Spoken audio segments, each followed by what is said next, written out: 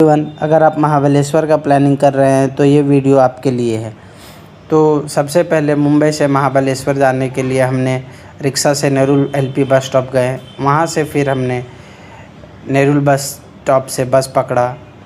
फिर हमने रात भर सफ़र करके 6-7 घंटे में महाबलेश्वर पहुँचे। महाबलेश्वर का जो दृश्य और मौसम था काफ़ी सुहाना था, फॉगी नुमा मौसम था। वहाँ से हमने होटल में चेक इन किया। फिर चेक इन के बाद हम मंदिर घूमने निकल गए। सबसे पहले हम गए पंचगंगा मंदिर। वहाँ हमने गणेश भगवान का दर्शन किया और पंचगंगा के नदी से अपने आप को स्नान किया। उसके बाद हम निकल गए महाबलेश्वर मंदिर के दर्शन के लिए, जहाँ हमने शिव जी की प्रतिमा का दर्शन किया, प्रसाद लिया। फिर महाबलेश्वर के मंदिर के प्रांगण में घूमा, कुछ यादगार सेल्फियाँ ली। फिर हम वहाँ से निकल गए घुमावदार रास्तों के बीच और हम एको पॉइंट में गए। एको पॉइंट और यहाँ का मौसम क्या ही खूबसूरत मौसम है। और यहाँ का मौसम दोस्तों हर एक मिनटों में बदलता रहता है। कुछ देर पहले अभी धूप था, फिर फॉग आ गया, फिर बारिश होने लगा। लेकिन इन बदलते मौसमों के बीच जो हमारा एंजॉय करने का तरीका था, वादियों के साथ चीखना, चिल्लाना, मस्ती करना, टपली देना, सीढ़ियों पर बंदर जैसा गुलाटी मारना, झाल मुड़ी खाना, मैगी खाना, वो काफ़ी ही रोमांचक था। और अजनबियों से दोस्ती हो गई और उनके साथ घूमा फिरा, बातचीत किया। फिर वहाँ से हम दूसरे ट्रिप के लिए निकले, जो कि था हमारा स्ट्रॉबेरी गार्डन। स्ट्रॉबेरी गार्डन में हमने देखा कि स्ट्रॉबेरी का खेती कैसे होता है।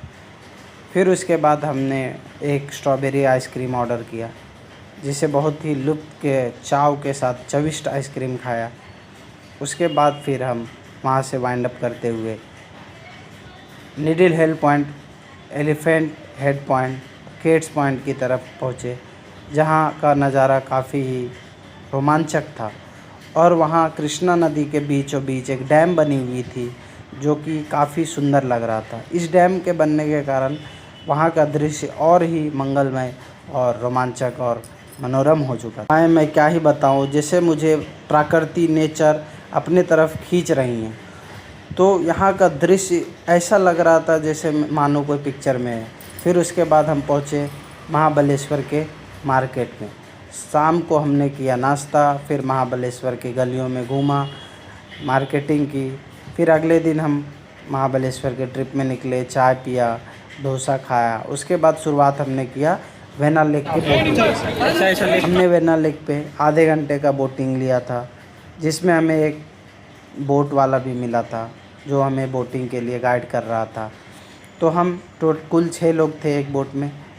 तो बोटिंग का आनंद लेते हुए पहाड़ों के बीच, वादियों के बीच क्या नज़ारा था, ठहरा हुआ पानी। उसके बाद हम चल दिए एविस एक्वेरियम, जहाँ गो कार्ट हो रहा था। उसके बाद हम एक्वेरियम में विभिन्न प्रकार की मछलियों का नज़ारा देखा, डेविल फिश। उसके बाद जैसे ही हम बाहर आए बारिश होना शुरू हुआ। फिर उसके बाद हम गए पंचगंगा, जहाँ से हमने देखा बाजीराव मस्तानी मूवी शूट का प्लेस, जो कि काफ़ी सुंदर था, जो कृष्णा नदी के किनारे था। फिर उसके बाद हम पहुँचे पंचगनी टेबल लैंड, जो कि एशिया का सबसे बड़ा टेबल लैंड था, जहाँ घोड़े से सवारी करके आपको अलग अलग दृश्य दिखाया जा रहा था। उसके बाद हम निकल लिए एप्रो गार्डन की तरफ, जहाँ हमने बहुत सारे एक्टिविटीज़ देखा, एक्सप्लोर किया, पुलअप, पुशअप, चॉकलेट कलेक्शन और भी डिफरेंट टाइप ऑफ एक्टिविटीज़ जो कि इंक्लूडेड है। उसके बाद हमने कुछ सेल्फियाँ ली, यादगार लम्हे बनाए, चॉकलेट गार्डन एक्सप्लोर किया, स्ट्रॉबेरी का स्वाद चखा, फाफड़ा खाया, खाखड़ा खाया। उसके बाद फिर हम टेडी बियर्स को एक्सप्लोर करने लगे। वहाँ के रेस्टोरेंट में पिज़्ज़ा खाया। आप वहाँ का पिज़्ज़ा ज़रूर ट्राई करें। उसके बाद हम वहाँ से अलविदा कहते हुए महाबलेश्वर मार्केट पहुँचे। वहाँ हमने खाना खाया और फिर वहाँ का जो नज़ारा था वो काफ़ी हसीन, वादियों नुमा और फॉगी था। उसके बाद हम महाबलेश्वर को अलविदा कहते हुए वापस मुंबई की बस पकड़ के मुंबई आ गए। धन्यवाद।